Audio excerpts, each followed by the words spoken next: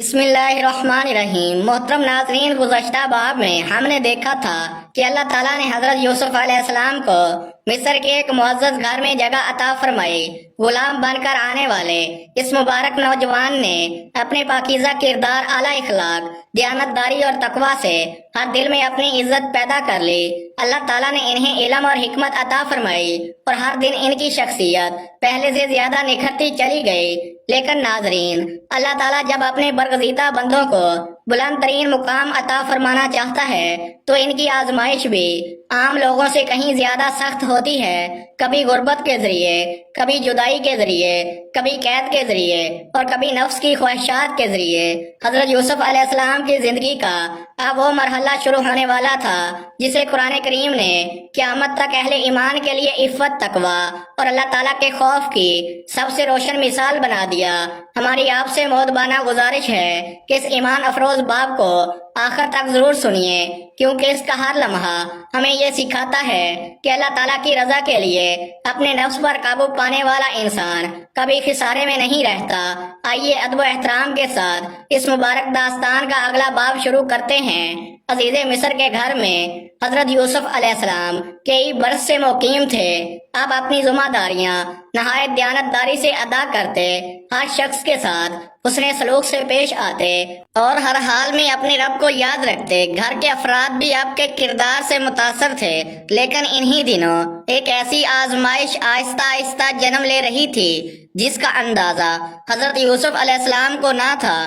عزیز مصر کی اہلیہ حضرت یوسف علیہ السلام کے حسن اور پاکیزہ شخصیت سے متاثر ہو چکی تھی۔ ابتدا میں یہ صرف ایک کیفیت تھی، مگر شیطان نے اسے آہستہ آہستہ گمراہی کی طرف دھکیل دیا۔ جب دل اللہ تعالیٰ کی یاد سے غافل ہو جائے تو شیطان معمولی خیال کو بھی بڑے فتنے میں بدل دیتا ہے۔ ایک دن ایسا آیا جب گھر میں خاموشی تھی۔ مناسب موقع دیکھ کر اس نے دروازے بند کر دیے اور حضرت یوسف علیہ السلام کو اپنی طرف متوجہ کرنا چاہا۔ یہ لمحہ حضرت یوسف علیہ السلام کی زندگی کا نہایت نازک امتحان تھا۔ نہ کوئی انسان دیکھ رہا تھا، نہ کوئی دنیاوی عدالت موجود تھی، لیکن ایک ہستی ضرور دیکھ رہی تھی اور وہ رب العالمین تھا۔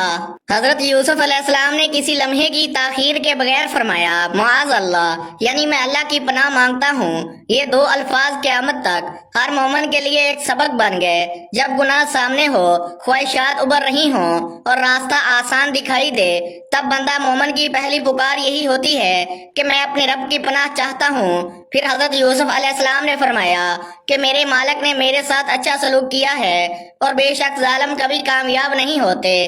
ناظرین ذرا غور کیجئے، حضرت یوسف علیہ السلام نے صرف اپنے رب کا حق ہی یاد نہیں رکھا، بلکہ اس شخص کے احسان کو بھی یاد رکھا جس نے انہیں عزت کے ساتھ اپنے گھر میں جگہ دی تھی۔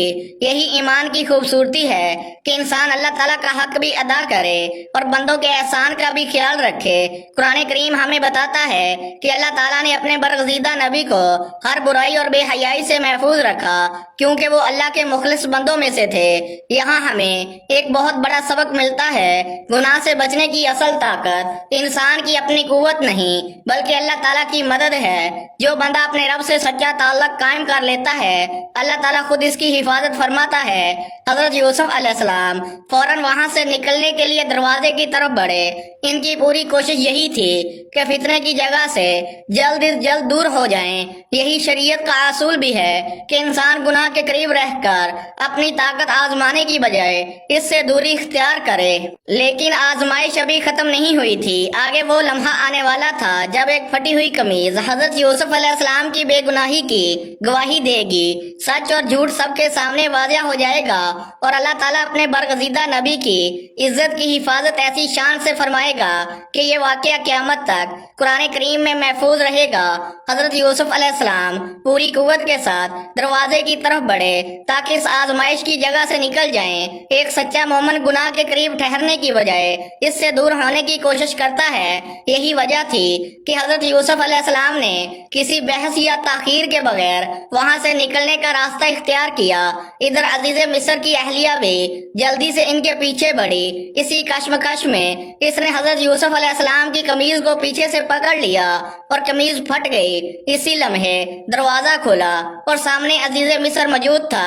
ایک لمحے کے لیے ہر طرف خاموشی چھا گئی۔ عزیز مصر کی اہلیہ نے فوراً اپنی غلطی چھپانے کی کوشش کی اور حضرت یوسف علیہ السلام پر الزام لگا دیا، لیکن حضرت یوسف علیہ السلام نے نہ گھبراہٹ کا اظہار کیا نہ بلند آواز میں اپنی صفائی پیش کی۔ آپ نے نہایت سکون اور سچائی کے ساتھ فرمایا کہ اسی نے مجھے اپنی طرف مائل کرنا چاہا تھا۔ اللہ تعالیٰ اپنے برگزیدہ بندوں کو کبھی تنہا نہیں چھوڑتا۔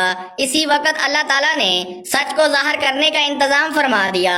خاندان کے ایک سمجھدار شخص نے کہا کہ اگر حضرت یوسف علیہ السلام کی قمیض سامنے سے پھٹی ہوئی ہے تو الزام درست ہو سکتا ہے، لیکن اگر قمیض پیچھے سے پھٹی ہوئی ہے تو حضرت یوسف علیہ السلام سچے ہیں اور الزام لگانے والی جھوٹ بول رہی ہے۔ جب قمیض دیکھی گئی تو وہ پیچھے سے پھٹی ہوئی تھی اور اس طرح سچ سب کے سامنے آ گیا۔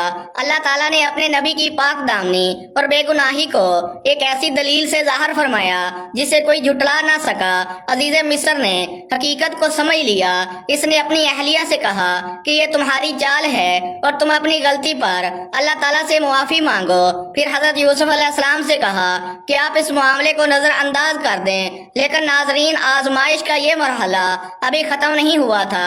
اس واقعہ کی خبر آہستہ آہستہ پورے شہر میں پھیل گئی۔ مصر کی عورتیں آپس میں باتیں کرنے لگیں کہ عزیز مصر کی اہلیہ اپنے ہی گھر میں رہنے والے نوجوان پر اس قدر مائل ہو گئی ہے کہ اب اس کا چرچا پورے شہر میں ہونے لگا ہے۔ جب یہ باتیں اس کے کانوں تک پہنچی تو اس نے سوچا کہ لوگ میری بات کو سمجھے بغیر مجھے ملامت کر رہے ہیں۔ اس نے ان تمام عورتوں کو اپنے گھر دعوت دی۔ ان کے لیے بہترین نشست کا انتظام کیا گیا اور ہر ایک کے ہاتھ میں پھل اور چھری دے دی گئی۔ پھر اس نے حضرت یوسف علیہ السلام سے کہا کہ وہ ان کے سامنے تشریف لائیں۔ جیسے ہی حضرت یوسف علیہ السلام ان عورتوں کے سامنے آئے تو وہ سب حیرت میں ڈوب گئیں۔ قرآن کریم بیان کرتا ہے کہ وہ آپ کے حسن کو دیکھ کر اس قدر ششدر رہ گئیں کہ بے خیالی میں اپنے ہاتھ ہی کاٹ بیٹھیں اور بے اختیار کہنے لگیں، سبحان اللہ، یہ کوئی عام انسان نہیں ہو سکتا، یہ تو ایک نہایت معزز ہستی ہے۔ محترم ناظرین، یہاں قرآن کریم نے حضرت یوسف علیہ السلام کے حسن کا ذکر ضرور کیا ہے، لیکن اس سے بھی زیادہ ان کے تقوی اور پاک دامنی کو عظمت عطا کی ہے۔ اللہ تعالیٰ کے نزدیک اصل فضیلت حسن کی نہیں بلکہ تقوی کی ہے۔ عزیز مصر کی اہلیہ نے ان عورتوں سے کہا کہ یہی وہ نوجوان ہے جس کے بارے میں تم مجھے ملامت کر رہی تھیں۔ میں نے اسے اپنی طرف مائل کرنا چاہا، لیکن اس نے اپنے رب کے خوف کی وجہ سے انکار کر دیا۔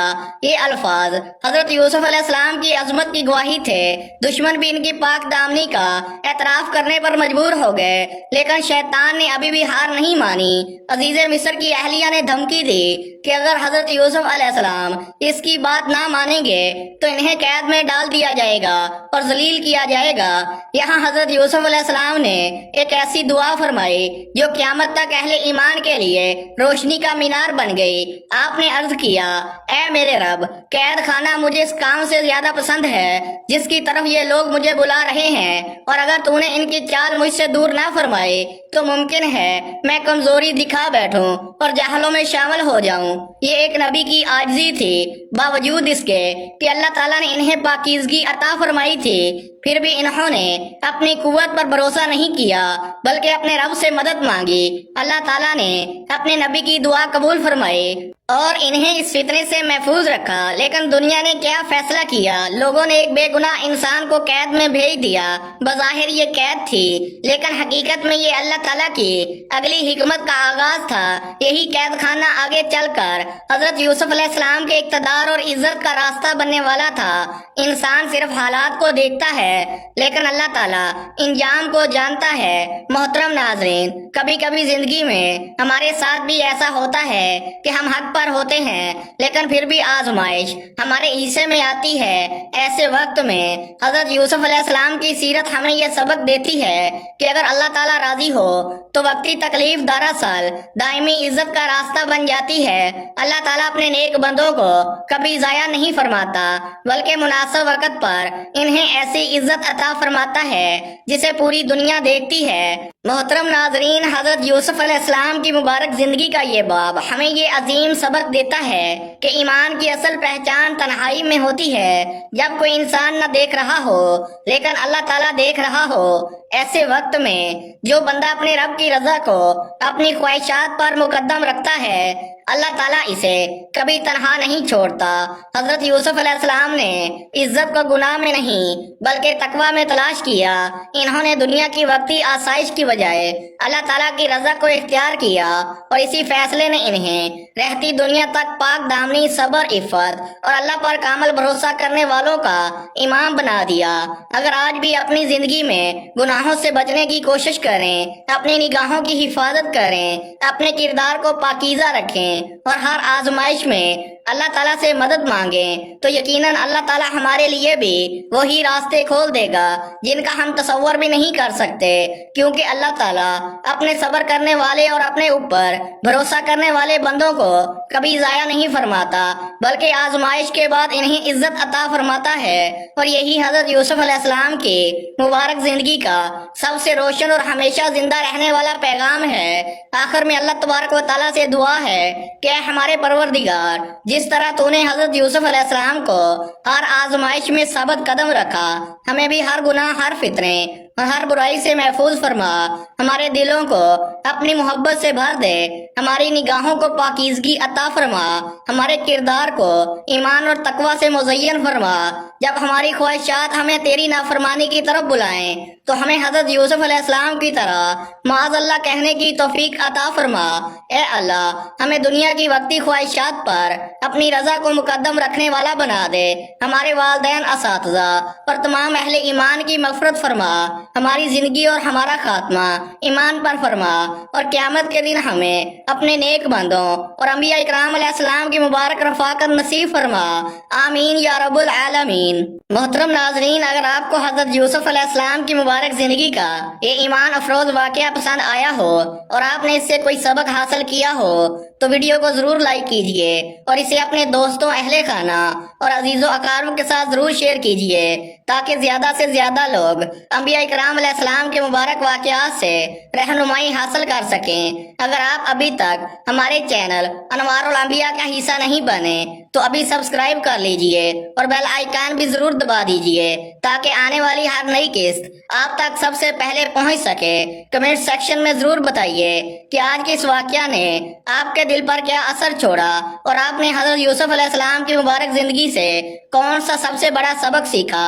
اگلی ویڈیو تک کے لیے اجازت دیجیے، اللہ حافظ۔